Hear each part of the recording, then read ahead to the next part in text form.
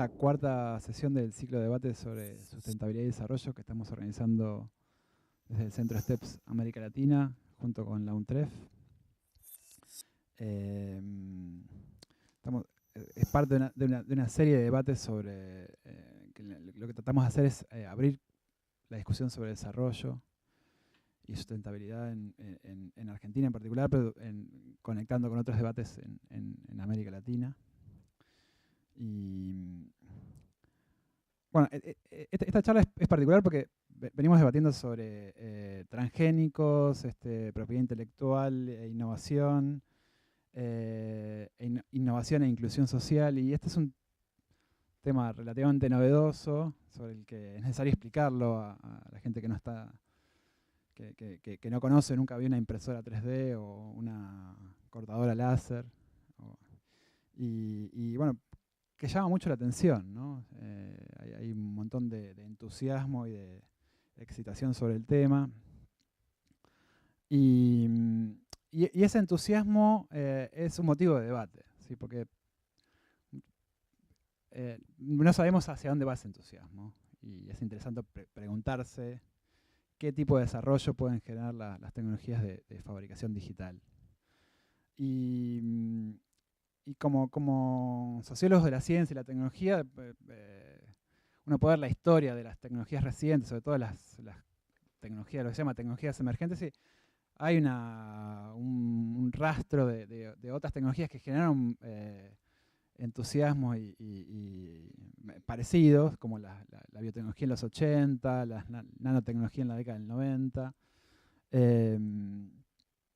pero que me parece que lo interesante para ver en el caso de la fabricación digital es que este caso sí es diferente en al menos un sentido, que es tanto una tecnología que están abrazando grandes empresas, instituciones de desarrollo internacional como el Banco Mundial, DARPA en Estados Unidos, empresas como Chevron, obviamente empresas informáticas, pero también hay un movimiento de base y de redes colaborativas que están promoviendo y articulando esta tecnología en distintos ámbitos. Y me parece que esa confluencia diversa de distintas organizaciones y redes y con motivos muy diferentes permite pensar diversas formas de desarrollo. Y entonces en el marco del debate lo que queremos, las preguntas que tenemos para pensar son, bueno, ¿cuáles son las oportunidades, los posibles problemas que presentan estas tecnologías, tanto para Argentina como para la región? Y cuáles son los actores que están participando en estas tecnologías, qué tipo de formas de acceso al conocimiento presentan, y de qué manera se puede usar estas tecnologías para favorecer formas de desarrollo inclusivo y sustentable. Bueno, ahí hay preguntas sobre la sustentabilidad de la tecnología, en qué medida favorece o no, mayor consumo o menor consumo. Hay un montón de preguntas que van a aparecer y bueno, que esperemos que aparezcan en realidad. Bueno, vamos a tener dos presentaciones. En principio estaba invitado Rodrigo Pérez Valls, pero no llegó hasta ahora. En primer lugar, va a presentar Adrian Smith del SPRU y el Centro STEPS en la Universidad de Sussex en Inglaterra, que está trabajando junto con nosotros en el armado del Centro STEPS América Latina. Y en segundo lugar, Constanza Manfredi y Josefina Greenberg del MISID, que están trabajando en el programa de diseño y armando diversas iniciativas en torno a la fabricación digital en Argentina. Así que empezamos con la presentación de Adrian. 15 minutos para presentar y después al final tenemos un tiempo para preguntas y respuestas. ¿Okay? Bueno, entonces, ¿qué son los makerspaces, hackerspaces y Fab Labs? ¿Sí? No sé si ya conoces a espacios así o, bueno, pero para introducirlos, ¿sí? Son espacios donde diversos grupos de personas se reúnen para hacer cosas, fabricar cosas. Y utilizan y producen tecnologías de diseño muy versátiles y fabricación digital. Y en el mundo son más de 400 hackerspaces y makerspaces y más de 200 Fab Labs. Y voy a explicar un poco de la diferencia entre estos pronto. Y están en más de 40 países y el crecimiento es continuo. ¿Sí? Hay, especialmente en el caso de Fab Labs, hay un es como un aumento de crecimiento muy rápido. Y en estas personas la idea es cualquier persona puede fabricar casi cualquier cosa, ¿sí? Desde juegos y vehículos a paneles solares, ecocasas, zapatos, cualquier persona. Y lo que es importante tener en cuenta es que esas personas comparten la documentación abierta de proyectos y instrucciones de web. Hay un énfasis en el aprendizaje, en learning by doing y cosas así en estos espacios. Y por eso permiten a las personas experimentar y aprender colaborativamente.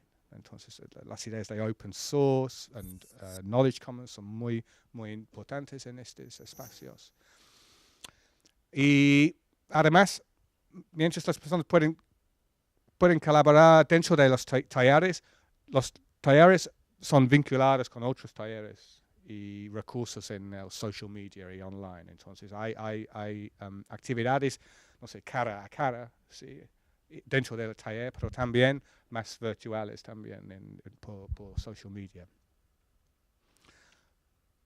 Sí. Y por eso hay redes globales y regionales de Fab Labs y hackerspaces. Entonces, no solo operan a este nivel local, en forma aislada, sino que también están conectados por redes mundiales. Y por estas redes discuten los problemas comunes, comparten aprendizaje, etc.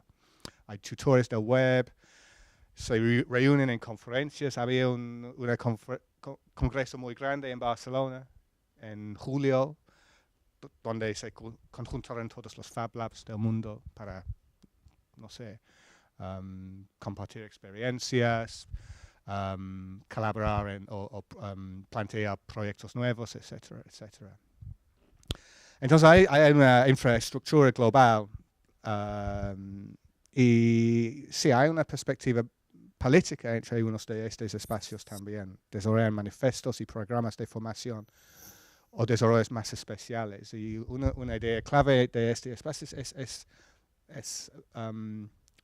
dar estas herramientas de fabricación digital a la gente. Es lo que quieren hacer. Y en este sentido, los espacios son asociados con movimientos sociales como más amplios, como makers o peer production, ¿sí? En producción entre pares, basada en bienes comunes, hardware y software libre, etc. Bueno, esta actividad, hay personas que como investigadores como yo, pero periodistas y otras personas han observado a este fenómeno, esta actividad, y difunden, no sé, narrativas y promesas muy no sé, emocionadas y con mucho entusiasmo sobre las posibilidades que estos nichos significan, ¿sí? Y esta es una lista de las narrativas comunes en la literatura o en las observaciones sobre este fenómeno, ¿sí? Entonces, la primera narrativa es popularizar la tercera revolución industrial. Este movimiento, porque es fabricación digital,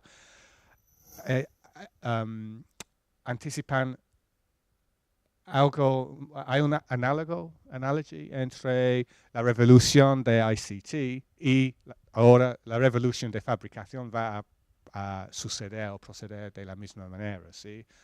El movimiento de bits a átomos, ¿sí? Entonces, una reducción en la escala de fabricación y un empoderamiento de personas por tener estas herramientas a sus manos, ¿sí? Entonces, esta da a la segunda narrativa, que es sobre la democratización o personalización de fabricación. Y la tercera narrativa es, no sé, que estos espacios y sus experimentos con la tecnología van a promocionar la innovación de base y van a crear muchos más emprendedores y negocios de escala pequeña.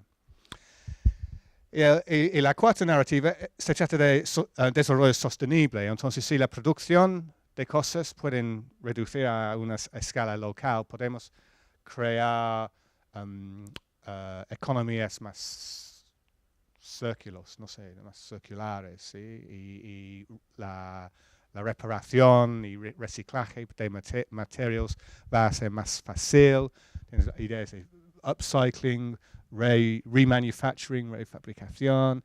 Pero además, si personas están, si la gente es vinculada en la fabricación de cosas, sus relaciones con estas cosas, estos materiales van a cambiar también. Entonces hay una énfasis en esta cuarta narrativa, no solo de recycling o remanufacturing, pero también de la cultura material, como la gente van a, cambiar su identidad de ser consumidores y compran cosas a ser, van a tener una relación menos consumidor y más sostenible con los objetos que han fabricado por maneras propias. ¿Sí? Es la idea. No sé si lo he explicado bien, pero a ver. Y la realidad es un poco más complejo. Y a ver. Sí, entonces, lo que hemos notado por nuestras investigaciones al principio es la diversidad que hay en estos espacios, en Fab Labs, hackerspaces, etc. Y en las diapositivas siguientes quiero, darles una impresión o una idea de esta diversidad. ¿Sí? Hay diversidad en los objetivos de los espacios, ¿okay? que escriben en sus páginas de web o explican a miembros nuevos, etc., que vienen a los espacios. Hay objetivos de proporcionar un espacio para fabricar cosas, pero hay otros, por ejemplo, al fin, que tienen objetivos de autogestión, economías solidarias, son más de movimientos autonomistas, hay más políticos. Hay otros espacios que tienen objetivos más solo para, dar una infraestructura para rapid prototyping, por ejemplo, y trabajar con negocios, con pymes en el barrio. ¿Sí? Y hay espacios que tienen una mezcla de objetivos un poco incómodos. ¿Sí? Hay muchos debates dentro de los espacios.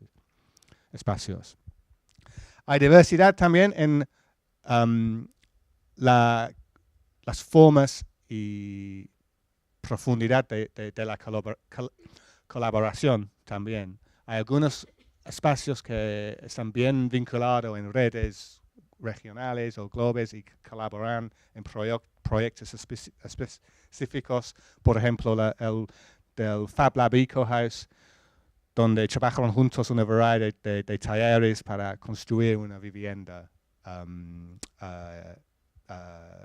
ecovivienda. Y la diversidad continúa en las estructuras de financiación también.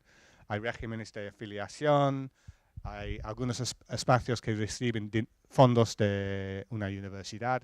Es un espacio de extensión entre la universidad y las comunidades locales. Sí. Y hay programas de gobiernos y también hay inversión empresariales también. Hay que funcionan más como espacios privados. Es una facilidad de alquiler acceso a las herramientas a diseñadores o algo así por fines de lucro. ¿Sí? Diversidad también en el conjunto de tecnologías que tienen en estos espacios. La mayoría tienen impresoras de 3D, fresadoras, cortadores de láser, software de CAD, etcétera, etcétera. Pero hay algunos también que tienen equipo para welding o woodworking, no sé. ¿Okay? Soldadores, sí.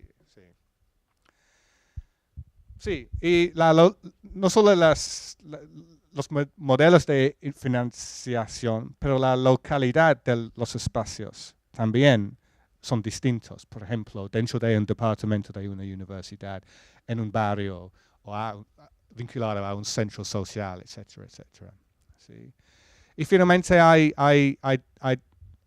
diferencias de la orientación política de uno de estos espacios. Entonces el red de Fab Labs, que vino originalmente de MIT, esta red ahora recibe fondos de Chevron, $10 millones para abrir un Fab Lab en todas las ciudades de los Estados Unidos. Y trabajan con DARPA también, pero hay algunos miembros de estas redes que no están un poco incómodos por estos vínculos con negocios así o instituciones así. Y hay otros espacios, especialmente en los hackerspaces, que quieren proteger su autonomía, sí, particularmente. Bueno, iba a decir algo de una iniciativa que me interesa muchísimo, que está en Barcelona, pero tengo newsletter para compartir con vosotros. Y bueno, el Ayuntamiento de Barcelona va a abrir un Ateneo, que es como un Fab Lab en cada barrio de la ciudad, y tiene una visión muy ambiciosa del rol que estos espacios van a jugar en el futuro de la ciudad. O sea, es muy ambicioso. Sí. ¿Cómo se dice? Este es el Chief Architect de la ciudad, y él y el alcalde de la ciudad, en su opinión, esta tecnología y los espacios es una infraestructura, o debería ser una infraestructura pública. Es como bibliotecas, no sé, parques, escuelas. Es una parte de la infraestructura de la ciudad para que los ciudadanos puedan crear su futuro propio. Entonces es una visión muy, no sé, hay mucha imaginación pero tienen el dinero y están invirtiendo en hacerlo. Bueno, pero no tengo mucho tiempo para decir más sobre esto. Bueno, ha sido una introducción en mi castellano roto. Espero que hayas entendido algo, no sé. Y quiero dejarles con estas observaciones y preguntas entonces. ¿Sí? Para mí, un debate sobre este tema de, no solo de impresoras 3D, pero también fabricación digital, el conjunto sociotécnico, son estos. ¿Cuál es el énfasis? En estos espacios hemos notado que hay, por ejemplo, Fab Lab tiene una academia, da cursos y de fomentación en fabricación digital. Pero el énfasis allá es cómo utilizar las herramientas y menos sobre la manera de formular los problemas y pensar cómo diseñar soluciones, ¿sí? Es como, entonces, bueno, ahora yo sé cómo utilizar una impresora 3D, que es el problema que voy a, no sé, resolver con esta herramienta.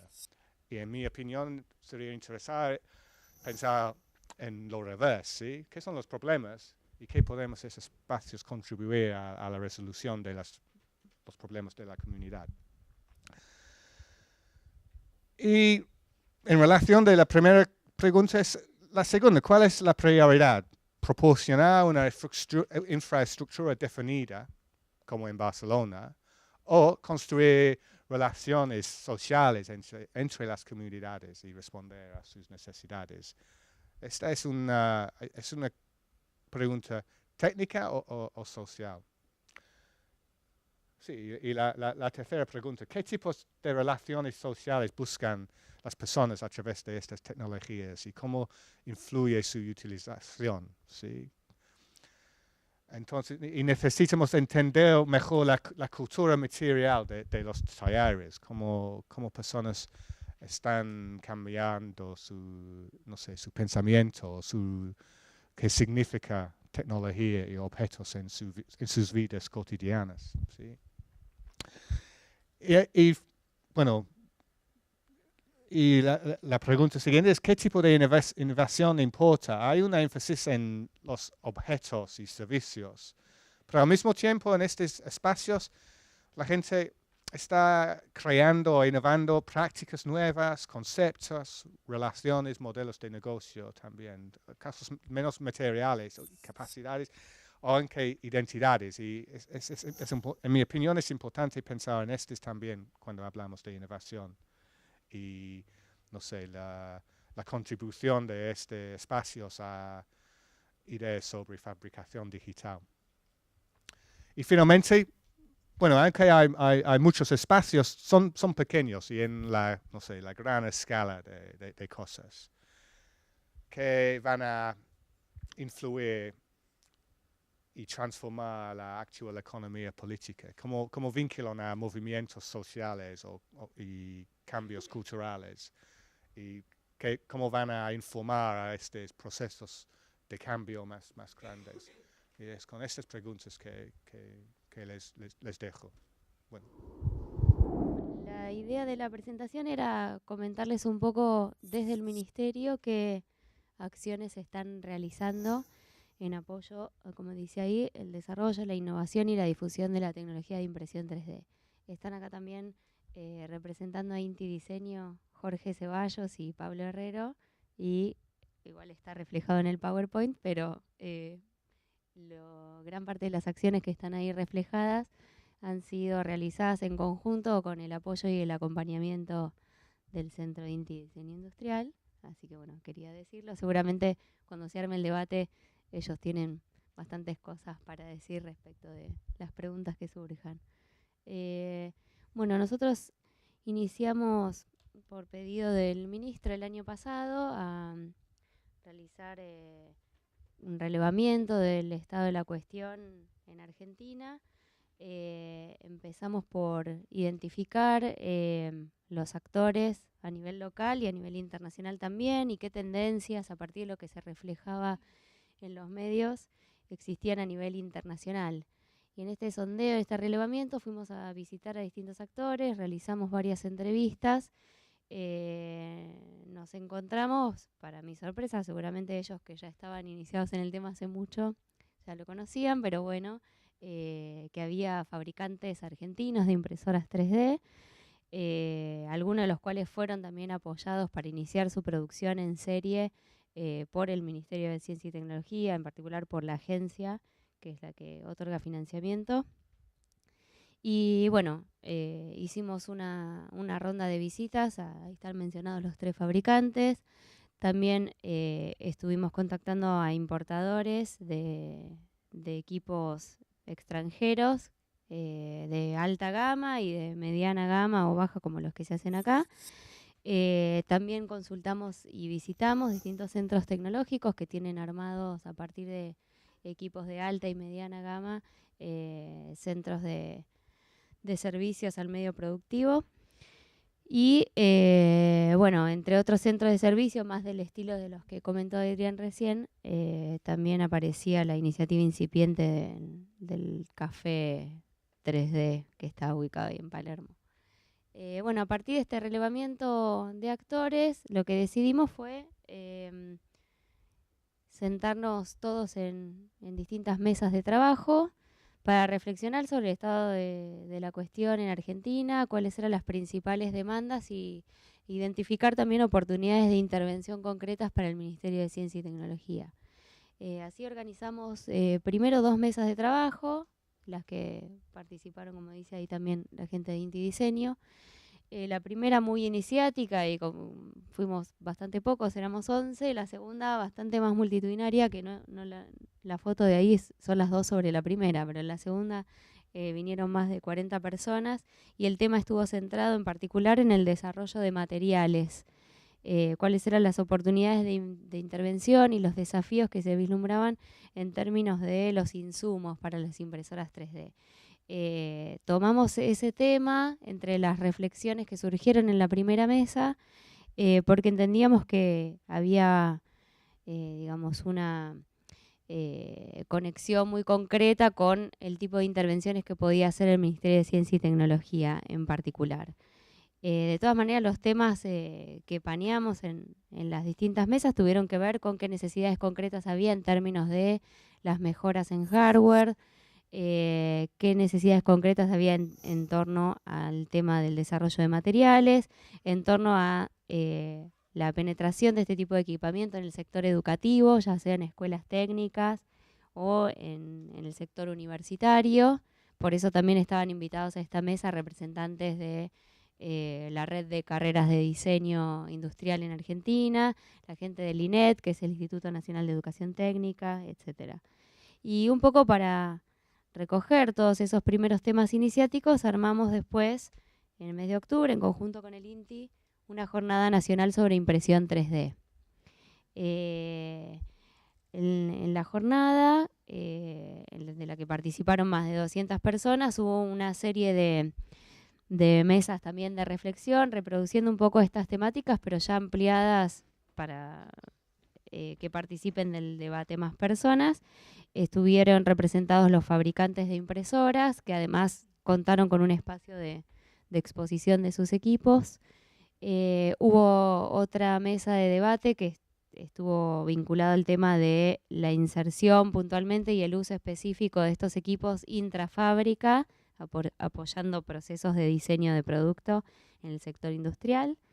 Después otra que estuvo vinculada a esta tecnología inserta en centros tecnológicos y centros de servicio y estudios de diseño.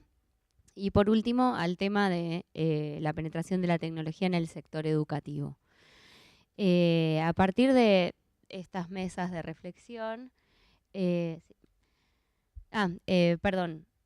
apoyando estas instancias de reflexión y de reunión de los actores específicos, realizamos algunas actividades también de difusión de la tecnología, en el que, por ejemplo, fueron incluidas impresoras de fabricación nacional en el stand de innovación inclusiva en Tecnópolis el año pasado, que eso transcurrió durante los meses de julio y noviembre. También un taller con empresarios del sector autopartista que se hizo este año.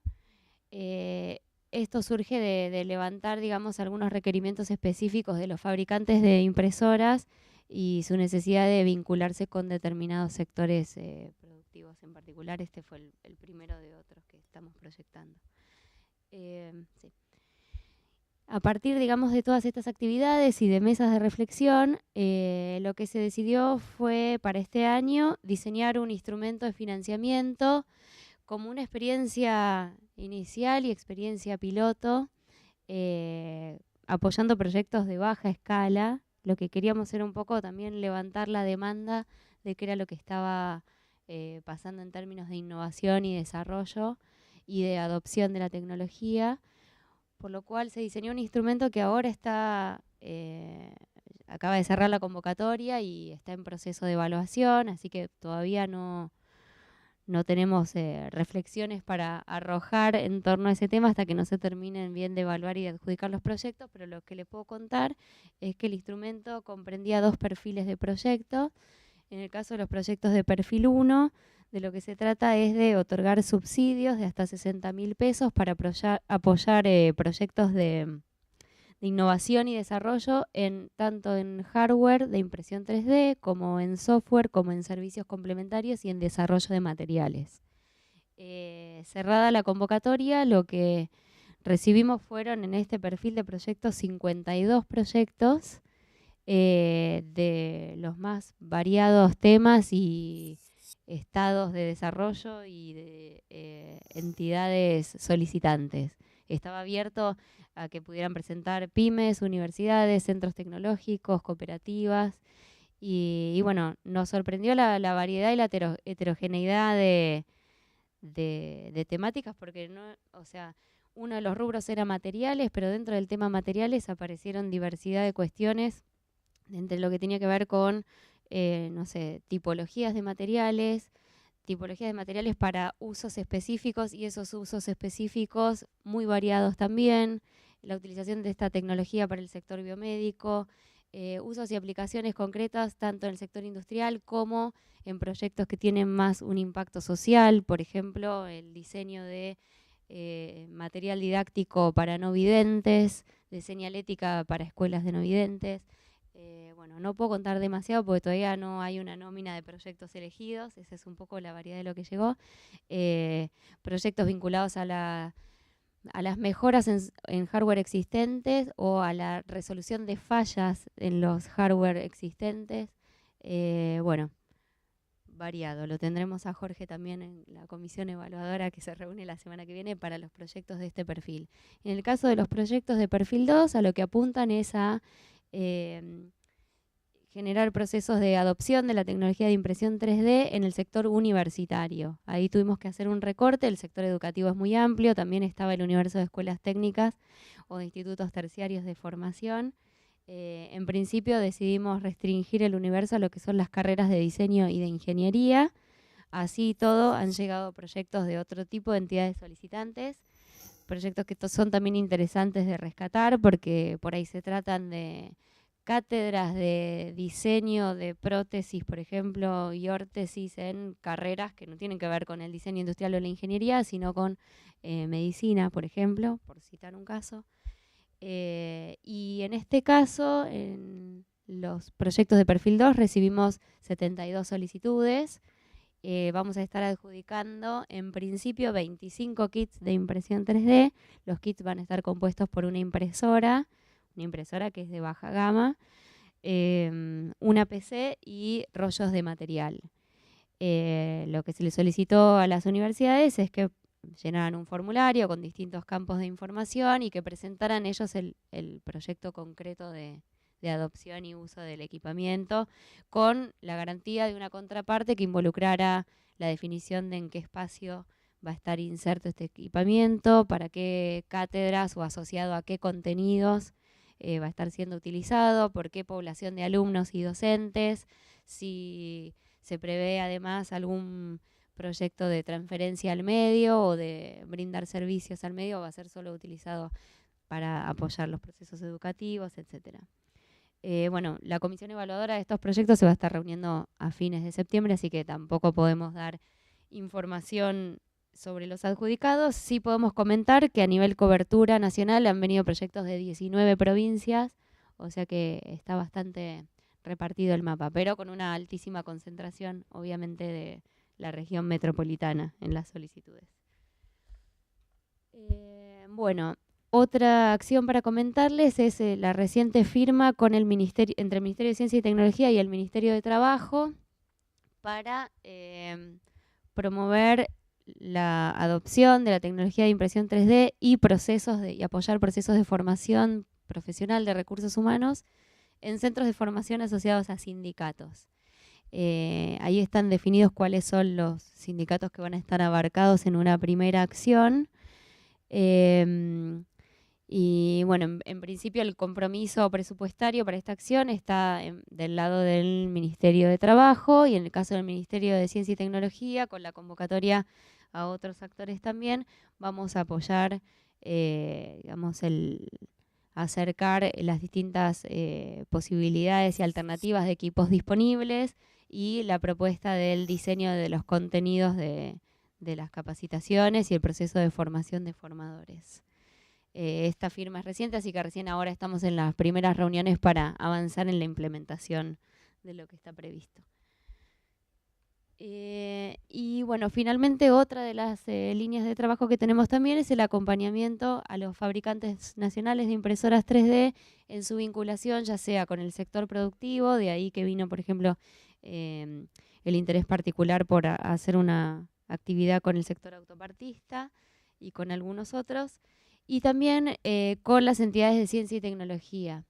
En este sentido, hay alguna de las empresas que está yendo por la línea del desarrollo de biomateriales para el uso concreto de las impresoras 3D en el sector biomédico.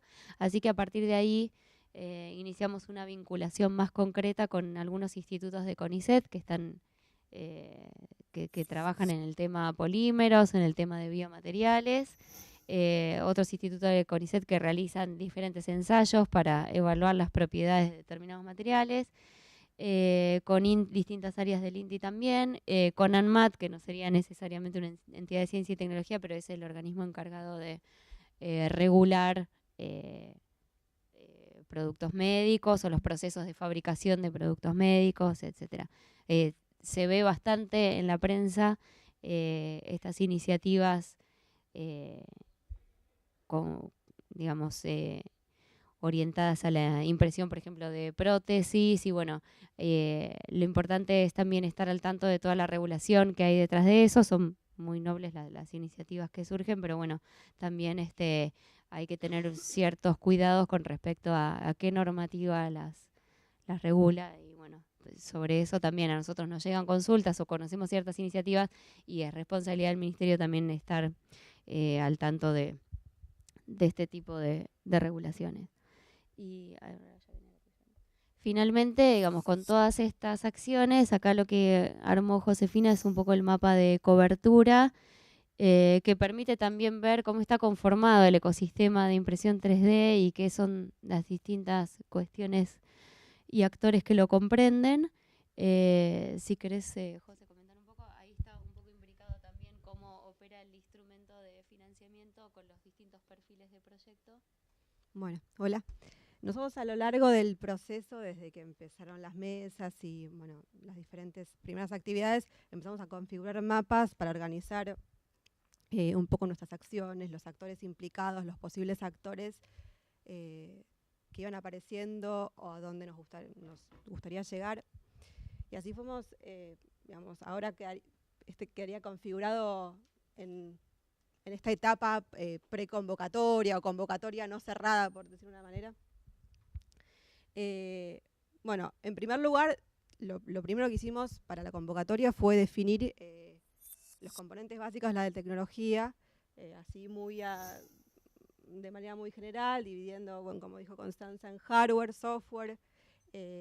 Apareció también el concepto de tecnologías complementarias, porque había desarrollos de hardware que no eran explícitamente impresión 3D, pero sí colaboraban o permitían fortalecer la tecnología, ayudaban a un mejor uso, etc. Del mismo modo apareció la idea de incluir a los servicios complementarios, que son desarrollos o productos que no son específicamente sobre equipos de impresión 3D, pero sí sirven para fortalecer la tecnología, permitir compartir archivos digitales, la comercialización de archivos, o sea, terminan como de eslabonar toda esta cadena que venimos armando. Después, bueno, no sé si se ve que todas esas ramas de la red, son las que abarcamos con el perfil 1 de la convocatoria, destinada a la innovación de nuevos productos en desarrollos.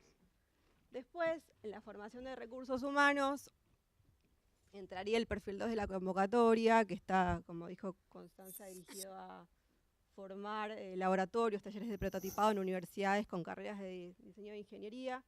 Esto, bueno, fue variando también. Nosotros, en la convocatoria en general, establecíamos ciertos criterios que se nos iban ocurriendo a partir del estado del arte, y lo que nos pasa todo el tiempo es que nos sorprendemos con cosas que tal vez no habíamos incluido, como es una tecnología en movimiento y en construcción, cosas que no habíamos incluido por desconocimiento tal vez, empezaron a aparecer. Eso pasó con las carreras o con las disciplinas que empezaron a interesarse por la tecnología. Y algo que me parece interesante para destacar es que en el perfil 2 hicimos mucho hincapié en la estrategia de adopción. no era simplemente o sea, o no nos interesaba a priori simplemente la formación de un taller de prototipado, sino que las mismas carreras pudieran expresar para qué la iban a usar y por qué les era pertinente o necesario el uso de la adopción de una máquina de este tipo. Y por último, bueno, las actividades de difusión, como bien mencionó Constanza, las jornadas, talleres y mesas, y articulación, que lo hacemos constantemente, que son actividades tal vez más informales, a partir de vincular actores, a partir de consultas que nos vienen haciendo, y bueno, entre diferentes centros tecnológicos, de servicios, organismos, de regulación y de ciencia y tecnología, cámaras empresariales, como lo que pasó con AFAC. Bueno, básicamente eso. Para Adrián, me pregunto un poco el tema de la economía política, lo que mencionaste de que de repente actores que están interesados tienen orientaciones políticas bien distintas, ¿no? Entonces, si podés expandir un poco ahí sobre cuál es el interés que tiene por detrás Chevron en poner $10 millones en esto y cuáles son los riesgos que esto implica para el movimiento. ¿Sí?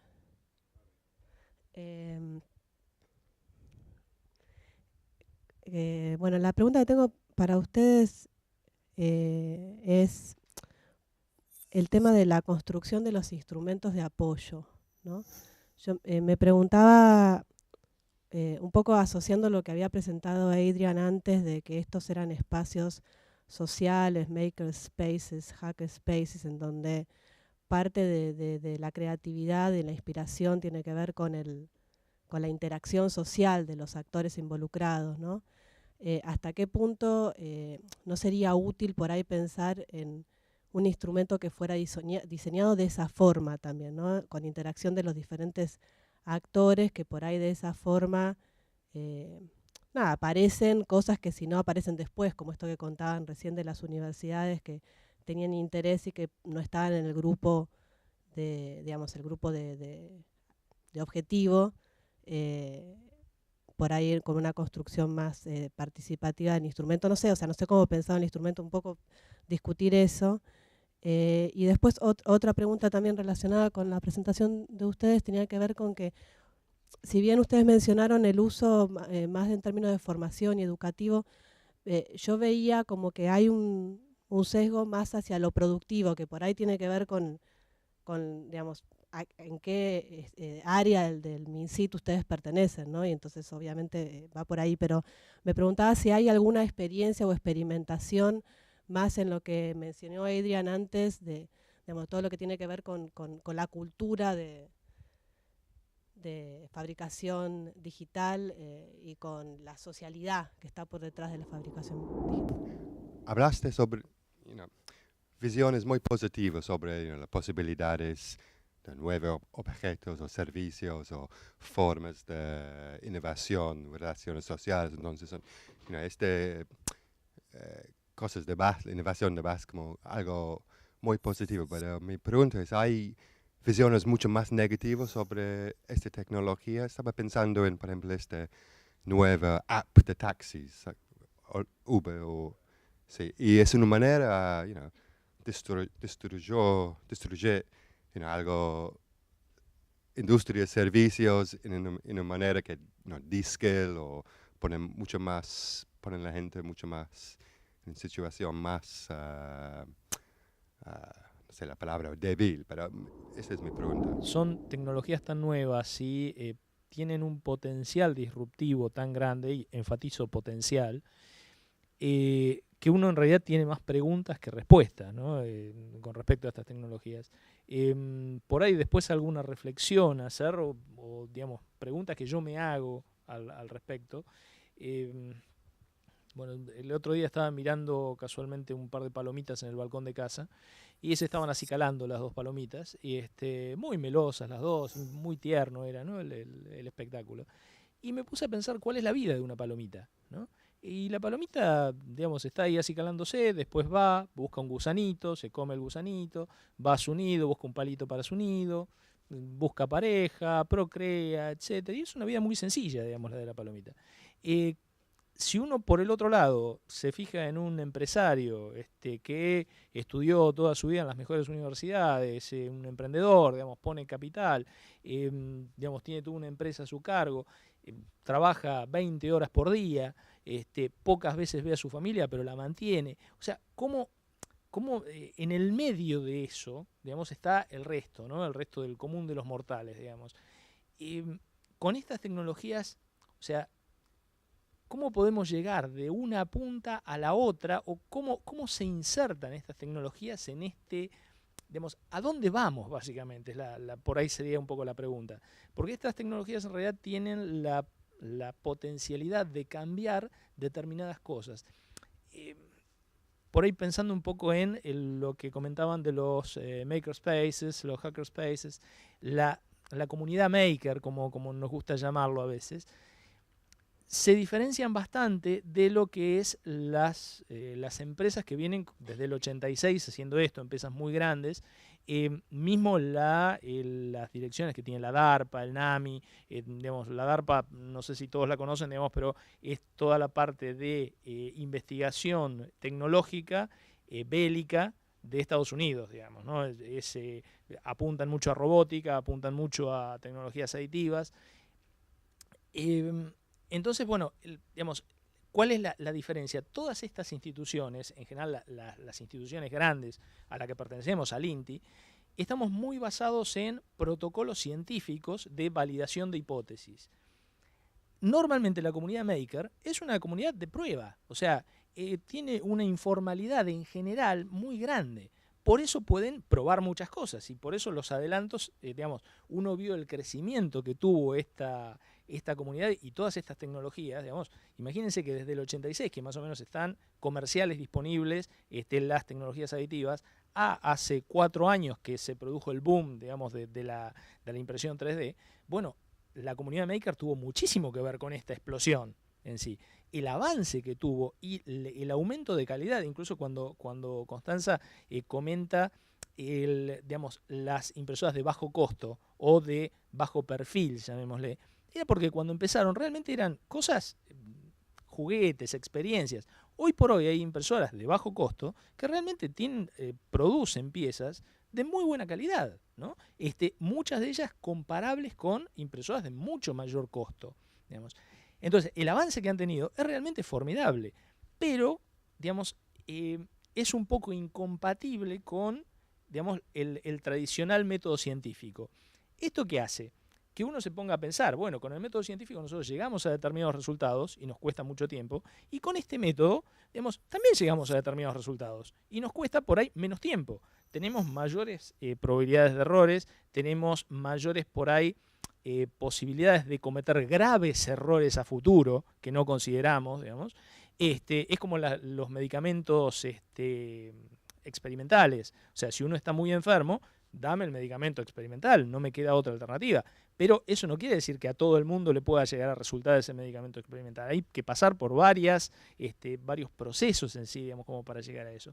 Entonces, un poco la pregunta es esto, o sea, ¿puede llegar a cambiar todo esto la manera de ver, digamos, tradicional de la ciencia, de la tecnología? O sea, estas tecnologías me refiero a el movimiento que ha tenido o a las implicancias que ha tenido esta tecnología en la sociedad, a cambiar esa visión que uno tiene tradicional de la ciencia, ¿no?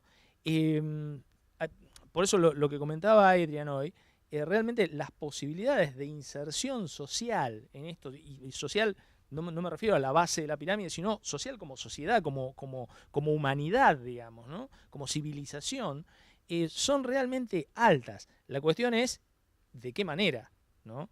Vamos a cambiar esas cosas. Perdón por la pregunta, son cosas que dan vuelta en mi cabeza, mi cabeza es muy desordenada, desde ya les advierto, pero son cosas que me dan vuelta y tengo como esas reflexiones y preguntas que todos los días me hago, básicamente, ¿no? Así que no sé. Es la aclaración de que en realidad son las preguntas que atraviesan a todo el centro de diseño industrial en este momento. Totalmente. Digamos, cuando uno se empieza a meter un poco en esto, bueno, se da cuenta que en realidad las cosas son mucho más complejas de lo que uno ve. Me gustó mucho la presentación de Adrián porque él comentaba que esto es lo que normalmente se dice, y un poco a tu pregunta, la visión positiva, ¿no? Esto es lo que normalmente se dice. De ahí a la realidad es bastante más compleja en sí. Entonces, bueno, puede ser positiva o negativa o por porciones, qué sé yo. Yo creo que, bueno, la democratización de las tecnologías, no solo en este sentido, o sea, que todos podamos estar comunicados con estas porquerías, que en realidad son más esclavizantes que otra cosa, pero realmente de cuando yo era chico, es una democratización de la tecnología que realmente también, o sea, en aquella época, yo recuerdo cuando recién salieron los primeros celulares, solo los primeros, solo los ejecutivos más altos podían andar con un lavarropas que llevaban colgado del brazo. Hoy cualquier chico puede estar comunicado constantemente. Entonces, digamos, eso siempre es bueno de alguna manera, ¿no? La democratización de la tecnología. Pero ¿hacia dónde vamos? No sé. Son preguntas grandes, ¿no? Es difícil saber a dónde voy a empezar. Para mí, lo que es interesante sobre este tema es, empiezas con una tecnología y de repente estás pensando en el cambio social y, no sé, el futuro del mundo laboral también, por ejemplo. Entonces, hay un riesgo, el lado, no sé, oscuro de esta tecnología y las actividades que les expliqué yo, es una forma de diseño e innovación gratis para los grandes negocios. Hay negocios que hacen, no sé, competencias o premios a los aficionados, las hinchas de impresores de 3D y fabricación digital para buscar los mejores diseños o soluciones a sus problemas. Y bueno, algunas personas ganan los premios, pero las empresas ganan, no sé, diseño gratis, ¿sí? Entonces es una nueva forma de explotación y apropiación por capital. Y hay escritores como Mackenzie Ward que han escrito de entonces hay una perspectiva bastante marxista que dicen que el futuro siempre va a ser en las manos de ellos que tienen el capital para aprovechar o explotar estas actividades. Y posiblemente, no sé si es el motivo de Chevron para invertir en Fab Labs. Realmente yo no sé, porque no he hecho una entrevista con ellos, pero solo saben que están invirtiendo este dinero. Pero y hay otras empresas también que están ayudando a este crecimiento de Fab Labs. Y bueno, pero hay motivos de como corporate social responsibility, como ser una empresa responsable en la sociedad y contribuir a este florecimiento de innovación y aprendizaje, para atraer los jóvenes a ciencia, ingeniería, etcétera, etcétera. Y por el mismo tiempo los gobiernos también invirtieron en estos espacios por las mismas razones, ¿sí? Para atraer más jóvenes a ingeniería. Y en los Estados Unidos y en Inglaterra también hay una idea que estas tecnologías van a relocalizar y no sé, dar vida otra vez a los sectores de manufacturing, ¿cómo se dice? Manufactura, que habíamos pedido hace años. Entonces, estos son los motivos un poquito. Y además hay por ejemplo, SolidWorks, que es una empresa que ha creado un package de software CAD, Computer Aided Design, ¿sí? Que es uno de los más grandes del mundo. Ellos van a dar un paquete de este programa gratis a todos los Fab Labs. Pero depende qué pasa con los diseños que los usuarios de este programa van a hacer.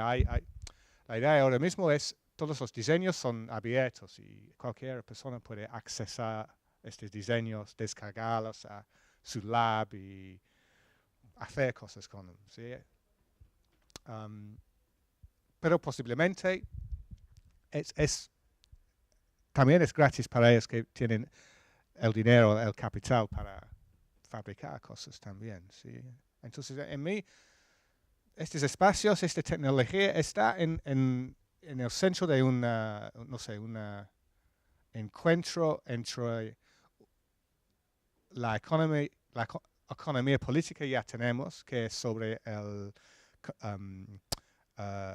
propiedad de conocimiento intelectual y todo eso, y innovación más cerrada, y ideas sobre una economía nueva, sobre peer-to-peer y conocimiento libre, y que la innovación se hace más rápidamente si todo está abierto y libre, ¿no? No sé si lo explico bien, pero entonces, por ejemplo, hay una fundación, Peer-to-Peer Foundation, es una fuente de estas ideas muy interesantes, pero solamente son ideas. Esta es una economía alternativa muy frágil y tiene su lado oscuro también sobre cómo personas van a ganar una livelihood, ¿cómo se dice? Ganar, no sé, a la vida de esta manera de trabajo.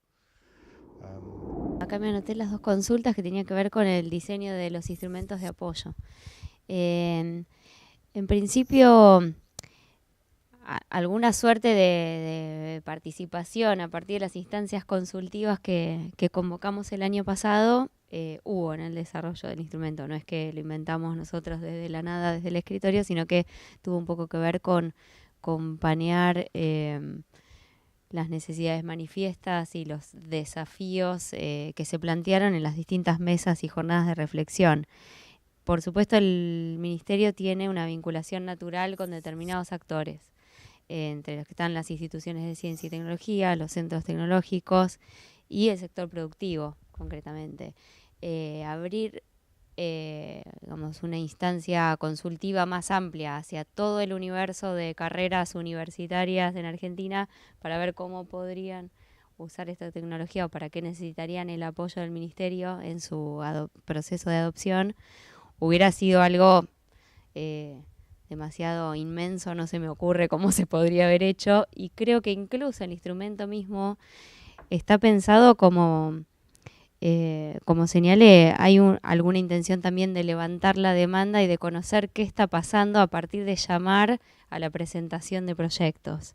Creo que si no hubiera existido la convocatoria con este llamado, no hubiéramos conocido, o sea, no se nos hubiera ocurrido ir a preguntar si una facultad de veterinaria hacía falta una impresora 3D para algo. Por lo cual, habiendo organizado una instancia consultiva amplia, no sé si hubiera convocado una facultad de veterinaria. Creo que, como decíamos, nosotros también avanzamos con esto con un montón de preguntas y las iniciativas las vamos dando de a pasos chicos y todo tiene un carácter muy experimental y un muy de salir a ver qué pasa y qué respuesta tiene y con qué cosas nuevas nos encontramos, con cada cosa que hacemos, con la organización de una mesa consultiva donde vas a hablar de materiales y de repente convocaste a alguien que trae a la mesa una iniciativa o un desarrollo que sabe que están haciendo en algún instituto del CONICET. Para nosotros es imposible saber todo lo que están haciendo todos, pero creo que la convocatoria está funcionando con ese propósito también, con levantar un poco la demanda o ciertas tendencias o ciertas iniciativas que no conocíamos y que a propósito del llamado estamos conociendo. Y después con relación al apoyo o no de iniciativas tipo Fab Lab, ¿no? Era la segunda pregunta, que por ahí el sesgo estaba más puesto en el sector educativo y productivo y no había tanto, o no se veía tan claramente una línea de apoyo al armado de estos centros. Puede ser que no lo hayamos tenido tan presente como un actor convocado, como un actor relevado y conocido. De hecho, digamos, está... Sí. Lo que hicimos con la convocatoria, un poco lo que tuvimos que hacer fue recortar. O sea, al principio era inmenso, queríamos abarcar todo y también por los recursos, por las posibilidades, por la realidad nos fue como dando llevando a lo que hemos armado. También con la intención de que siga. No sé, hay un montón de acciones que nosotros tenemos o deseamos que hacerlas en el futuro, porque sería muy interesante, porque dejar esto acá, nada más como a ver qué pasa, sería como un desperdicio. Con respecto a tu pregunta sobre la socialidad, nosotros siempre tuvimos en cuenta, en todo momento está como tácito el carácter básico de la tecnología, que tiene que ver con la construcción colectiva. De hecho, gran parte de los interlocutores que nosotros tenemos, las empresas, los institutos de investigación, se basan en esos recursos para generar y para seguir generando lo que tienen, ¿no? Lo que actualmente tienen o lo que piensan tener.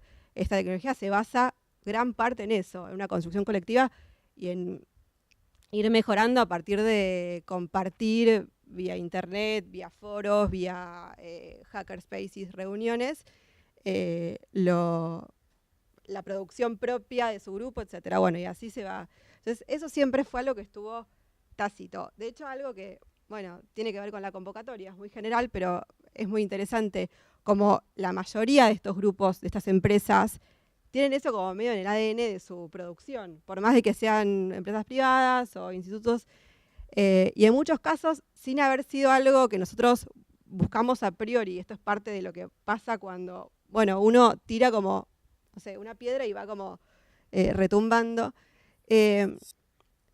Hay parte en las propuestas, en los diferentes rubros, que tienen que ver con esto. Por ejemplo, el compromiso, no por un compromiso de cumplir, sino un compromiso de interés, de compartir públicamente los resultados de los proyectos. Eso es algo que me parece buenísimo, o sea, nos parece buenísimo, y algo que tal vez no fue deseado o no sé, no fue como requisito solicitado, y aparece como en muchas de las propuestas.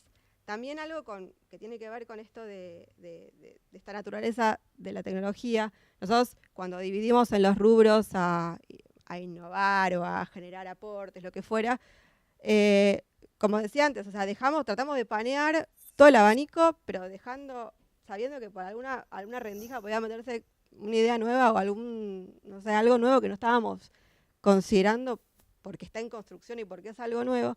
Y también un poco en el rubro servicios complementarios, aunque pareciera, dejamos espacio para todo eso que podía generar espacios de socialización, espacios de educación, didácticos, y un poco qué pasó. O sea, bueno, probablemente sería buenísimo que siguiera pasando, algo que nosotros nos encantaría a partir de la convocatoria, a partir de los resultados, a partir de que cada universidad, no sé, tenga su kit de impresión, poder en el futuro generar vinculaciones, no sé, repositorios comunes, espacios de actividad de construcción conjunta entre las universidades. Son, me parece, como situaciones que se van a dar un poco inherentes a la tecnología porque tiene esa lógica de funcionamiento. Nosotros, bueno, eso, o sea, no dirigimos, pero bueno, pusimos como un par de líneas en base a lo que nos interesaba. Pensábamos que podía tener también importancia para el ministerio por sus líneas de trabajo, y dejando un poco para ver qué pasaba. Y bueno, en esta instancia estamos ahora, ¿no? Como vamos a ver qué pasa. Todavía no tenemos tampoco definiciones, pero bueno. En relación a esto y a la discusión que surgió en términos de los potenciales beneficios o no que puede tener la tecnología, ¿hay alguna evidencia ya en relación al tipo de diseños y de productos que ya se han generado, hacia dónde, digamos, qué tipo de beneficios han generado? O sea, hacia quién están dirigidos, si están mayormente satisfaciendo demandas sociales o, no sé, o más de mercado, o sea, si hay algún tipo de evidencia ya en relación a los resultados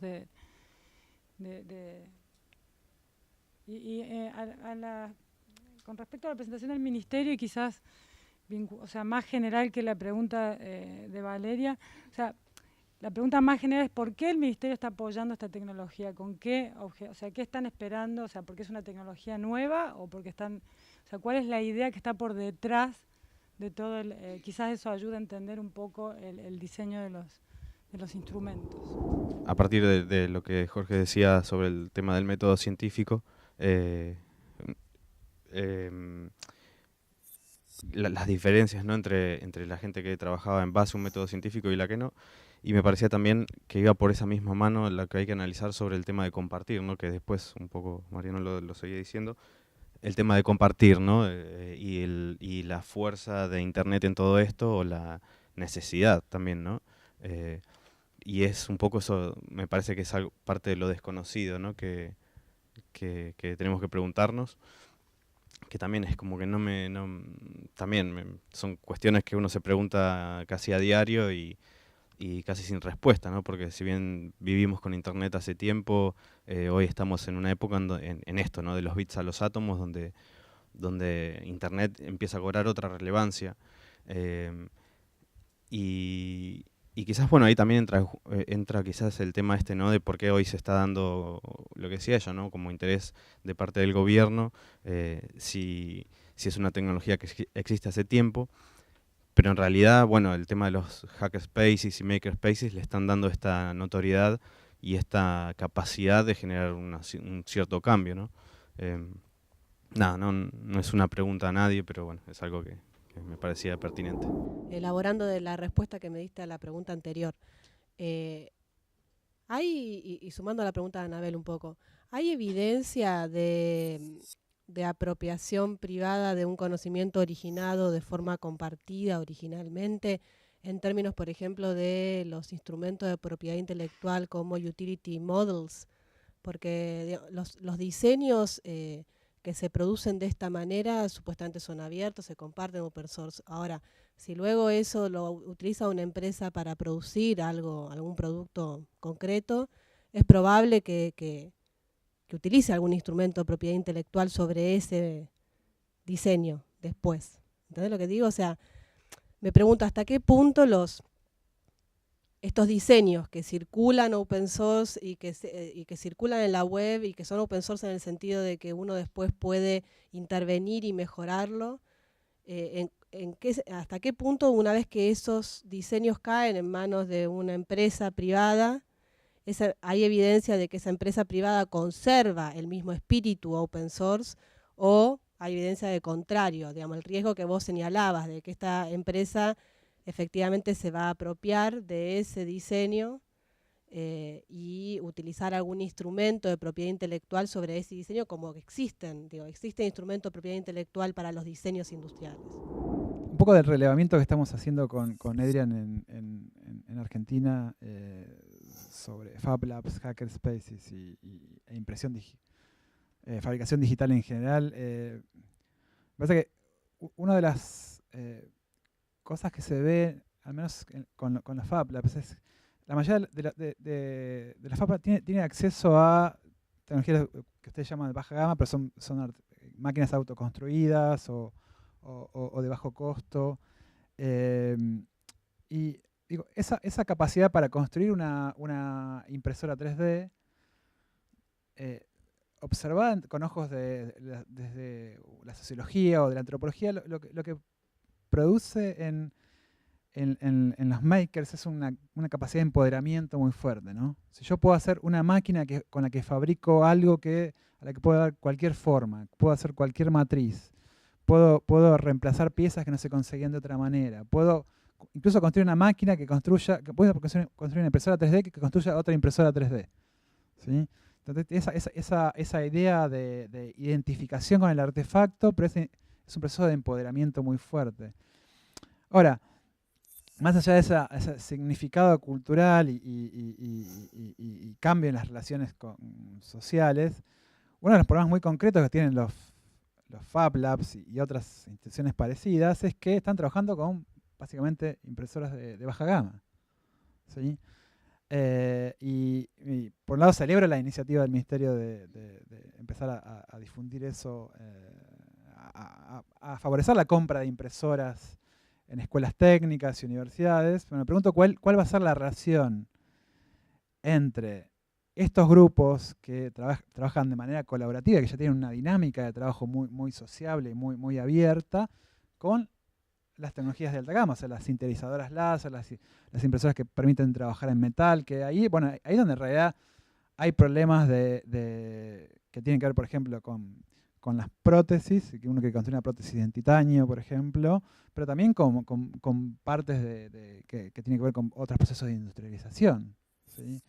Y me parece que uno de los riesgos que tenemos a medida que la tecnología avanza es que estos grupos sociales queden limitados a accesorios, a artefactos de baja gama, mientras que las mayores inversiones en capital y en propiedad intelectual se dan en los artefactos de alta gama. Entonces me parece que ahí hay como algo para poner en cuestión en términos concretos qué podemos hacer o qué podemos pensar, qué modelos podemos pensar de democratización del conocimiento en torno a cómo otros grupos sociales, no solo empresas, pueden acceder a las tecnologías más caras, ¿no? Y cómo socializar esos aprendizajes, ¿sí? Y con Andrés Rossetti estábamos hablando de ese tema de la Universidad de Lanús, tiene el Minca Lab ahí, y hablábamos de la red de laboratorios en microscopía del CONICET, por ejemplo, y cómo esa red funciona permitiendo a distintas universidades y centros de investigación acceder a artefactos que son muy costosos.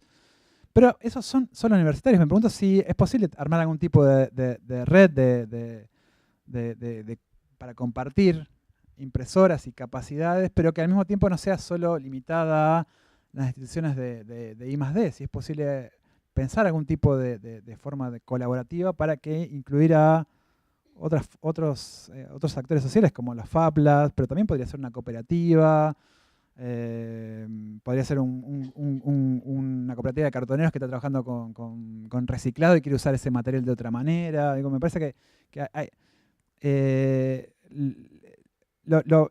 problema de la impresión 3D es pensar chico, porque la tecnología tiene mucho potencial, y tiene mucho potencial porque es colaborativa, ¿sí? Y porque permite usos abiertos y resolver problemas de maneras que antes no se podía pensar. Sí, me parece que hay que aprovechar eso, pero bueno, hay que pensar también algunas propuestas concretas, ¿no? en torno a eso.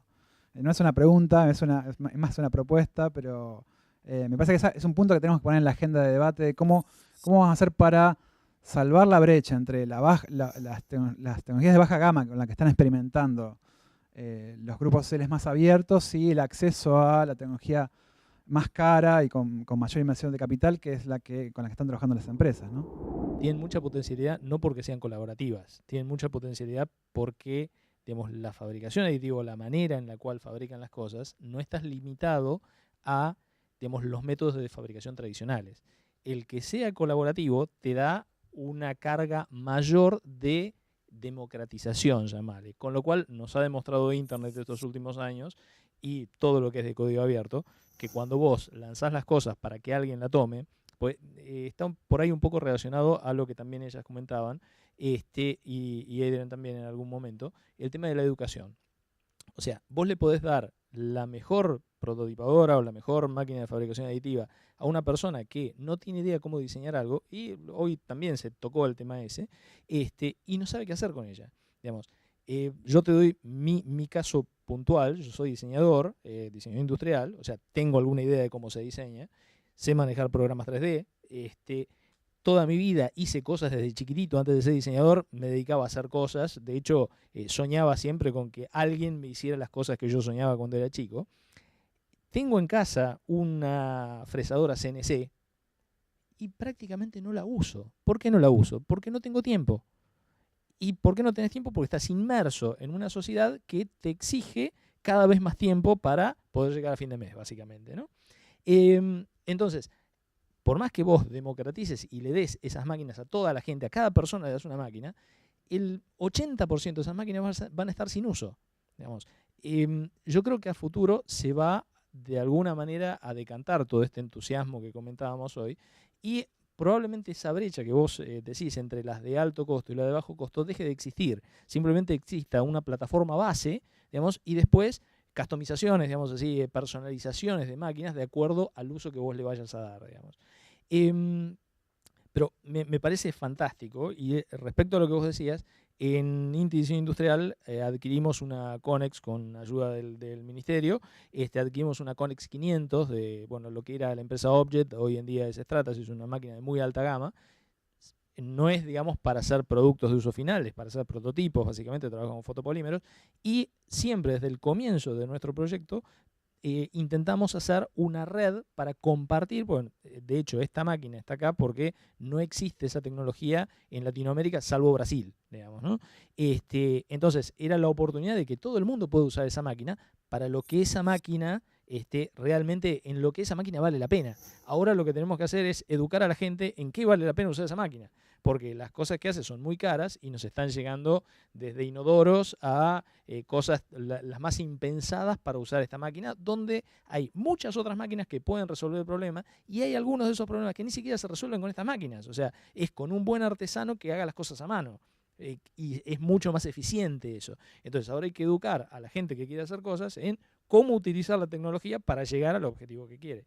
Desde ya que, para los que nuestra máquina está disponible, digamos, para el uso, porque es eso, nosotros pretendemos hacer una red precisamente de hecho tenemos en nuestra página una red de proveedores de prototipado rápido. Se meten en la página del INTI Diseño Industrial, hay un blog de taller de soluciones, y ahí se pueden descargar el listado de todos los proveedores que nosotros tenemos, donde están los de alta gama, los de baja gama, están todos ahí, digamos, indicados más o menos qué tipo de tecnología poseen, y apuntamos a eso, digamos. O sea, es bárbaro, tu propuesta me parece fabulosa, digamos, y sí, tenemos que apuntar a eso, básicamente.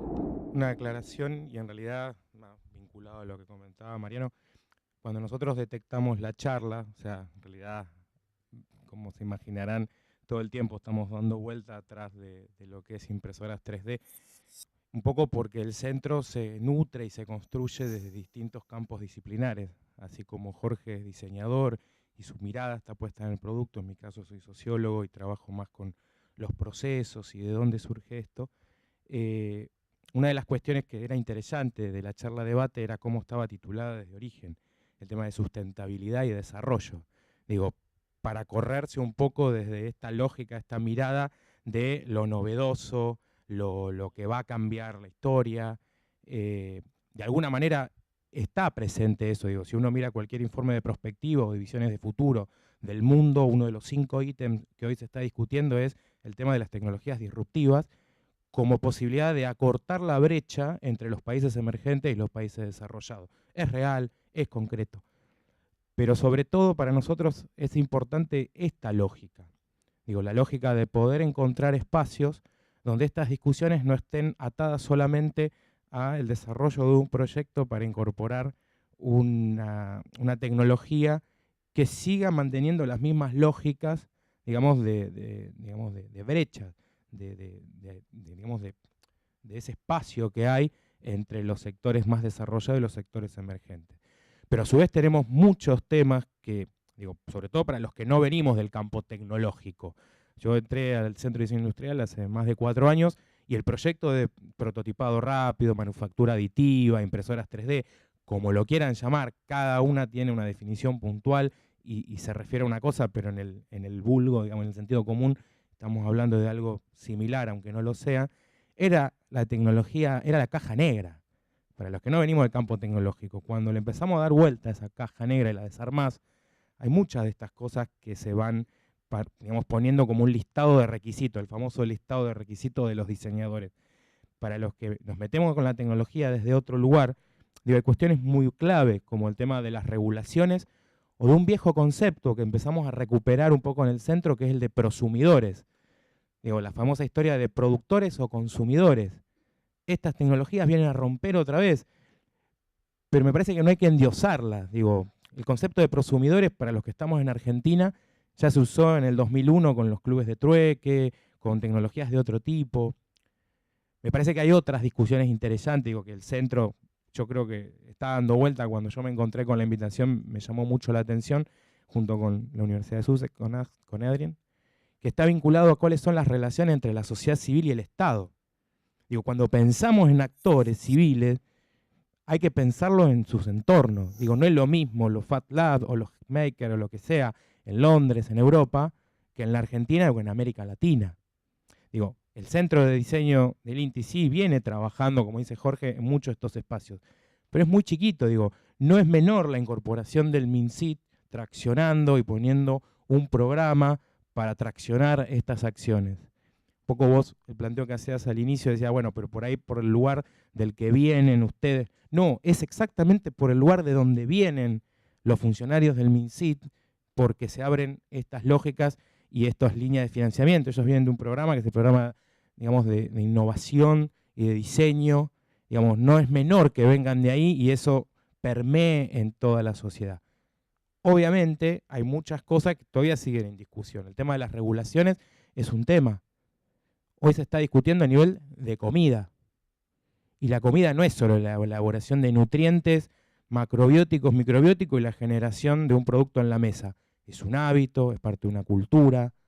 No es lo mismo la soja en Japón que la vaca en Argentina. Muchas cosas que están estallando hoy en la cabeza y en la cara de los que estamos cerca de esa tecnología que hasta hace un tiempo era una caja negra y hoy es una tecnología que está ahí, lo que dice Jorge. O sea, nosotros invitamos a todos aquellos que quieran ver y, digamos, estamos en un proceso de capacitación dentro de lo que es el equipo de trabajo del centro de diseño y en realidad tenemos todas estas preguntas, las tenemos junto con ustedes. Digo, esto es lo más interesante. Digo, mientras estamos llevando adelante el proceso, digamos, de salto tecnológico, tenemos las mismas preguntas que los atraviesa a ustedes desde el campo de la investigación. Digo, y me anoté otras como la ruptura de los campos disciplinares. Seguimos pensando con las disciplinas de los últimos 400 años. Seguimos pensando en la educación en una escuela para un modelo de capitalismo determinado.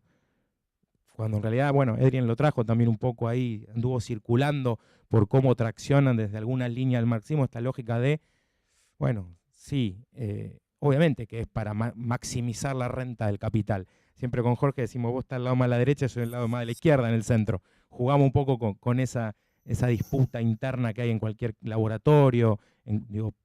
Pero digo, esto es así, es lo que hay, está tirado sobre la mesa. Está toda la carne en el asador, no hay nada dando vuelta. Lo que sí está dando vuelta es que la tecnología está y hay que entrarle, muchachos. O sea, es parte de esa dinámica. Por eso digo, el título de la charla, digo, Maximiliano Cito, que es parte del centro también y que trabaja con todos los temas de sustentabilidad, es todo un tema. Es cuando ya te empezás a meter en temas más técnicos, que lo dejaría Jorge para otro momento, que es la manufactura sustractiva y todo lo que implica con los desechos, que hoy en la Argentina son un problema. 40 toneladas de trilaminado en los parques industriales que van al desecho, porque obviamente es más barato pagar los 2 pesos por tonelada que ponerse a pensar en estos temas. Pero bueno, disculpen si nos extendemos un poco, pero realmente estamos como bastante estallados y sé que las chicas también y el aporte de Adrien, excelente. Me encantaría que pudieras acercarte al centro y charlar con el equipo porque sería un aporte de la hostia. La verdad es que, como señalaba Jorge, esta no es una tecnología que es nueva. El prototipado rápido existe hace décadas. Y en ese sentido, el Ministerio, con todo lo que es el sistema de ciencia y el Ministerio es nuevo igual, existe desde el 2007. Pero en todo lo que es el sistema científico-tecnológico, tanto a nivel universitario como los institutos del CONICET, y la Agencia de Promoción Científica Tecnológica con sus diferentes líneas de financiamiento, ha venido apoyando cuestiones que están vinculadas a la innovación y desarrollo asociadas a esta tecnología desde hace tiempo. Las distintas líneas del FONTAR para apoyar el equipamiento de centros tecnológicos o para apoyar la adopción de tecnología de prototipado rápido intrafábrica, o diferentes líneas de investigación del CONICET en torno a determinados materiales o nanomateriales que ahora se conjugan con el uso específico para esta tecnología, pero son líneas que vienen desde hace bastantes años. Lo que nosotros comentamos hoy es un recorte que se inicia a partir de que el año pasado hubo un pedido concreto de involucrar este tipo de acciones en el marco del programa de diseño. Y a partir de ahí, creo que el pedido concreto en ese momento temporal tiene que ver con que, por un lado, se da la coincidencia del surgimiento de fabricantes nacionales de impresoras que llegan al ministerio con determinadas demandas. Los fabricantes locales de impresoras son fabricantes que son nuevos, que hace 2 años que existen en Argentina, 2 o 3 años. Ok. No, por eso. Te hago un raconto de que el apoyo a la tecnología de prototipado rápido de determinadas líneas de investigación viene desde hace tiempo con todo el sistema científico-tecnológico y las acciones y los fondos de la agencia en particular. La explicación yo la acoto a este momento del tiempo porque ahí es donde nos dan intervención a nosotros. Creo que un poco confluyen cierta cuestión de agenda del tema y la mirada frente a algo que viene teniendo mucha visibilidad en el último tiempo y que en el Ministerio de Ciencia y Tecnología no puede estar afuera de eso. Más allá de que venía apoyando con determinadas acciones, digamos, estar ajeno a lo que está ocurriendo en torno a esta tecnología no era el lugar que debíamos ocupar. En segundo lugar, como te decía, coincidentemente en el tiempo han aparecido estos fabricantes nacionales que cada uno ha venido a tocar las puertas del ministerio en busca de determinados apoyos, o ya sea para recibir un apoyo para avanzar a la fabricación en serie, otros por querer avanzar con cierta innovación para usos específicos, lo que hace que también tengan que innovar en términos de materiales, en términos de hardware. Y a partir de ahí es cómo nosotros como Ministerio de Ciencia y Tecnología podemos apoyarlos y vincularlos con todo el sector científico-tecnológico. También demandas concretas que vienen a partir del sector universitario o de los vínculos naturales que tiene el Ministerio con centros, por ejemplo, como Inti Diseño. Creo que confluyó en un momento del tiempo la visibilidad de este tema en los medios y las demandas que iban llegando a distintas ventanillas del Ministerio y bueno, confluyeron en el programa de diseño y a partir de ahí se inician esta serie de acciones que, digamos, son menores, son incipientes y el desafío es hacerlas crecer aspirando a cosas bastante más grandes como las que señalabas vos recién. Bueno. Agregar algo que también la iniciativa se asienta en hipótesis que andan rondando sobre la tecnología, que es lo que un poco con lo que abrió Adrián la charla, que tiene que ver con el posible impacto sobre áreas de interés del ministerio. Una de ellas es el sector productivo y la posible relocalización de la producción, la posibilidad de hacer pequeñas escalas de producto, la no necesidad de matricería, que son como problemáticas del sistema productivo, por decir una manera. Y por otra parte también implicancia en el sector biomédico, que es otra área en donde tiene mucha repercusión, especialmente mediática, no necesariamente sea repercusión o un impacto real actual en esas áreas, pero sí un posible impacto que creo que fue lo que definió el interés del ministerio en interesarse más allá de la tendencia por el tema en particular. La historia de impresión 3D es una historia de patentes y diseños que se cayeron fuera de sus patentes también. La tecnología tiene una historia de más de 20, 30 años, entonces ¿por qué es hoy en día que hay tanto interés? Y, en mi opinión hay dos cosas. ¿Sí?